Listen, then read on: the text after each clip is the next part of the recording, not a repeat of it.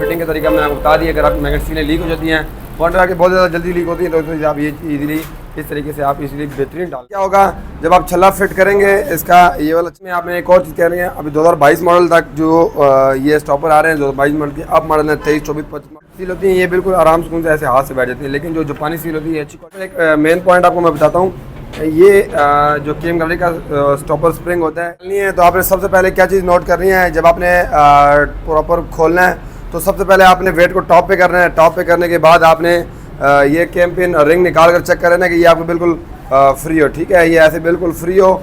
इससे क्या होगा जब आप छल्ला फिट करेंगे इसका, ये वाला छल्ला फिट करेंगे तो ये आपका कटेगा नहीं है। जब आप अगर ये टॉप पे नहीं होगा, आप ये छल्ला फिट करेंगे तो ये जो है ना आपका छल्ला कट जाएगा, औरिंग जिसे कहते हैं इंग्लिश में, औरिंग ये आपकी कट जाएगी। दूसरा आपने एक और चीज़ आप बड़ी ख्याल करनी है, हमारे अक्सर मैकेनिक भाई क्या करते हैं, यहाँ पर सारी सिलिकॉन लगाते हैं। आपने सिलिकॉन बिल्कुल नहीं लगानी। सिलिकॉन बेसिकली अगर आप लगाएंगे तो आप इसकी वाइब्रेशन ख़त्म करेंगे। जब वाइब्रेशन ख़त्म करेंगे तो उससे क्या होगा, सील भी जल्दी लीक हो जाएगी और इसका साउंड भी अच्छा नहीं बनेगा, ठीक है। तो आपने ये चीज़ों का ख्याल करना है। और उसके बाद सबसे पहले आपने ये जो है ना केम पिन फिट करनी है। केम फिट करते हुए आपने इसको आपने अच्छी तरह से घुमा लेना है। आपने फिट करने के बाद हल्की सी इसके ऊपर ऑयल या ग्रीस लगा लेनी है। इस तरह आपने ग्रीस लेनी है और हल्की सी इसके ऊपर लगा लेनी है। ऑयल भी आप लगा सकते हैं, लेकिन जो आपको इजीली अवेलेबल है। इसका मकसद ये है ताकि आपका रिंग जो है फिट करते दौरान कटे नहीं, ठीक है। तो जितनी आप एहतियात कर सकते हैं उतनी अच्छी है। इससे क्या होगा तो आपका जो है ना छल्ला जल्दी लीक नहीं होगा और फिटिंग भी बेहतरीन आएगी, ठीक है। तो आपने इसको आपने इस तरह फिट कर लेना है। उसके बाद आपने बिल्कुल कैलकुलेट किया, जो तजुर्बेकार मैकेनिक का उनको तजुर्बा होता है कि आपने काम पे रखनी है। अगर आप नए हैं तो आपने इसको प्लेट को ऐसे एक बार रख लेना है। रख कर आपने चेक कर लेना है कि हमारी बोल्ट कहाँ पर से जा रहे हैं, तो वहाँ पर आपने इसको तब आपने प्रेस कर लेना है, ठीक है। उसके बाद आपने हाथ की मदद से या हैमर की मदद से हल्का हल्का रख के इसको आपने फिक्स कर लेना है, ठीक है। इस तरह ये देखें इजीली फिट हो गया है, इसको कोई कटिंग कुटिंग ज़रूरत नहीं पड़ी। छल्ला बिल्कुल बेहतरीन अपनी जगह पर फिक्स आ गया है। उसके बाद इसकी वेट स्टॉपर की बारी आती है। इसके ऊपर रिंग चढ़ाएंगे।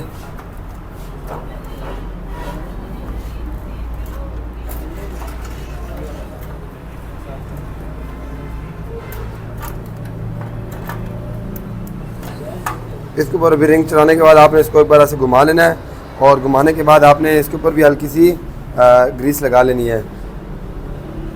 ग्रीस का मकसद पहले भी मैंने आपको बताया, इसका मकसद मेन यही है ताकि आपका छल्ला कटे नहीं और आपका ये बिल्कुल बेहतरीन इजीली फिट हो जाए। अच्छा, इसमें आपने एक और चीज़ कह रही है, अभी 2022 मॉडल तक जो ये स्टॉपर आ रहे हैं 2022 मॉडल के, अब मॉडल है 23, 24, 25 मॉडल में, उसमें इसके अंदर वाशर उन्होंने ख़त्म कर दिया है।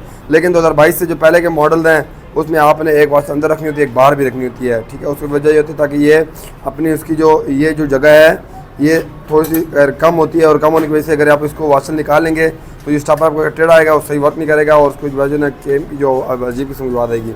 तो आपने ये भी बड़ा ख्याल रखना है, ठीक है। 2022 मॉडल है, जितने भी पहले के मॉडल है उसमें आपने ये वाशर लाजमन रखनी है, ठीक है। ये वाशर आपकी इस तरह आएगी। उसके बाद आपने इसको ऐसे फिट करना है। आपने एक छोटा हैमर लेना है।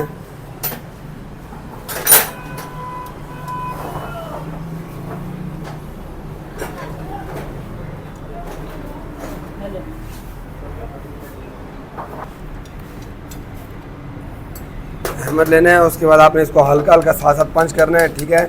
और साथ साथ पंच करना, साथ साथ टाइट करना ताकि ये आपका बिल्कुल स्ट्रेट दागे जाए, ठीक है। उससे क्या होगा आपका रिंग कटेगा नहीं और रिंग ना कटने के वजह से ये बिल्कुल स्ट्रेट आएगा और ये फिर काफ़ी टाइम तक लीक नहीं होगा। जब तक इसका छल्ले की अपनी लाइफ ख़त्म नहीं होगी तब तक ये लीक नहीं होगा। उसकी वजह ये कि क्योंकि ये अच्छी तरह जब फिट हो जाएगा तो उसकी वजह से ये लीक बिल्कुल भी नहीं होगा।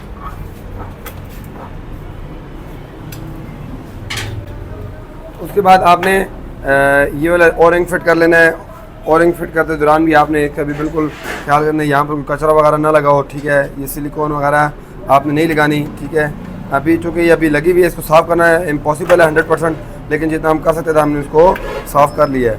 ठीक है। 100% इसको साफ़ करना इम्पॉसिबल है। इसकी वजह ये है कि ये अजीब किस्म की रबर टाइप की बन जाती है। उसके बाद हम इसके ऊपर भी रिंग लगाएंगे।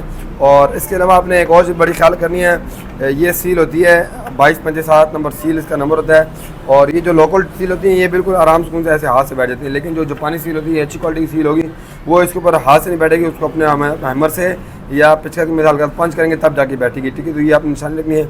इसकी हम ये सील चेंज नहीं करें क्योंकि इसकी सील बिल्कुल ठीक है, हम सिर्फ इसकी और रिंग चेंज कर रहे हैं। और उसके बाद आपने ये जगह भी साफ अच्छी तरह साफ़ कर लेनी है। साफ़ करने के बाद आपने इसके ऊपर भी हल्की हल्की ग्रीस लगा लेनी है।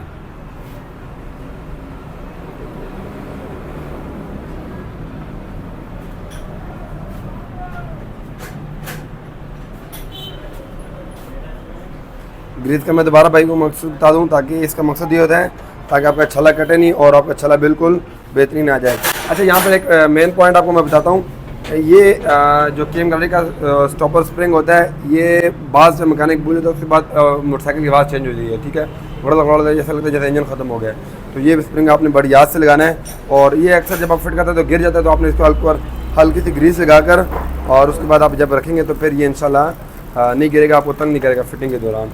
उसके बाद आपने ये फिट करनी है। अच्छा, उसके दौरान भी आपने एक और चीज़ का ख्याल करना है। ये देखें, ये काटर है और ये सील है, अगर इसको आप टच करके लगाएंगे तो ये सील आपको डैमेज हो जाएगी। तो आपने इसको बड़े ख्याल से केयर के साथ आपने इसको बिल्कुल स्ट्रेट रख कर और उसके बाद आपने इसको फिट करना है, ताकि ये सील आपकी उसके ऊपर जो है ना डैमेज ना हो।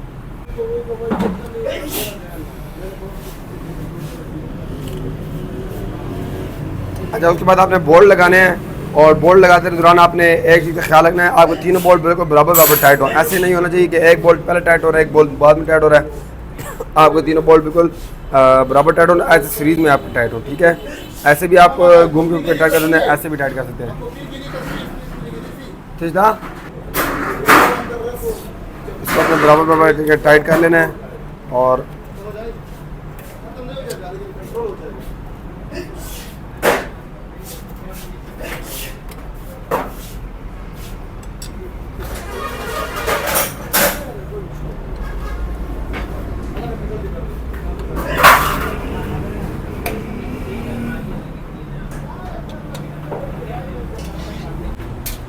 उसके बाद आपने जब मैग्नेट फिट करना है तो मैग्नेट को आपने देख लेना है। देखें, ये देखें सारा ऑयल से ये भरा हुआ है, ठीक है। ये अगर आपको नज़र आ रही है सारा ऑयल से भरा, तो इसको अपने कपड़ा गीला करके उसको आपने हल्का हल्का साफ़ कर लेना है, ठीक है।